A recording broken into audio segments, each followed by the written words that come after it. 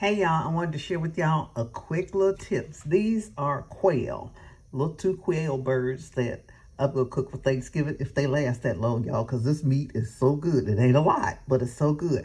But if you're at home by yourself, you're cooking for one or maybe two, but most likely one with this much meat, try quail. It's just another little bird, boy. This meat is so delicious. I used to cook these all the time along with the turkey and along with tenderloin for the holidays. Cook all three meats, but since I'm an empty nester, I don't have to do that anymore. So I wanted to come on here and give you this quick little tip that you might try quail. And it was cheap. These two cost, well, it's not cheap.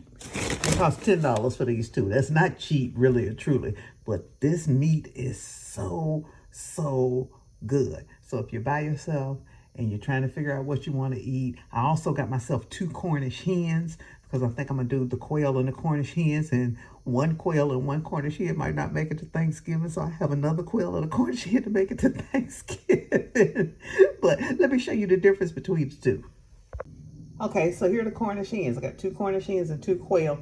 No turkey for me this Thanksgiving. This is one I'm going to eat, but one of these might not make it to Thanksgiving because I'm ready to cook one now. So I think what I'm going to do is I'm going to spatchcock one of these, which just means taking this backbone out. That's all it means, just taking your knife or your kitchen shears, cutting all the way down, and then cutting all the way down and removing that backbone. You can use that backbone to make you some good stock for your gravy, for your dressing, or I like to roast mine and just eat on it and just chew it because there's some good meat in there too. So I think I'm gonna spatchcock one and roast one and stuff it with some dressing, and then just roast these 2 quail for Thanksgiving. And that's gonna be my Thanksgiving dinner. So I just wanted to share that with y'all. If you're living by yourself, or if you're 1 or 2 people, you don't have any children, you don't have any company coming over, this is a good alternative to cook for the holidays, or just cook any day.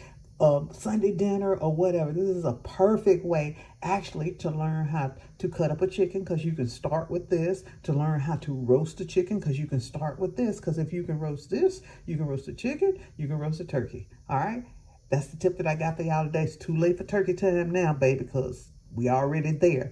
But if you're by yourself, this is a good alternative. I'm Val Taylor. I'll see y'all on the next video. Make sure y'all go and watch my playlist I created with a ton of different kitchen tips, not hacks, real kitchen tips that'll help you save money, save time, and become a better home cook. All right? I'm Val Taylor. I'll see y'all on the next video, and make sure you subscribe. Bye now.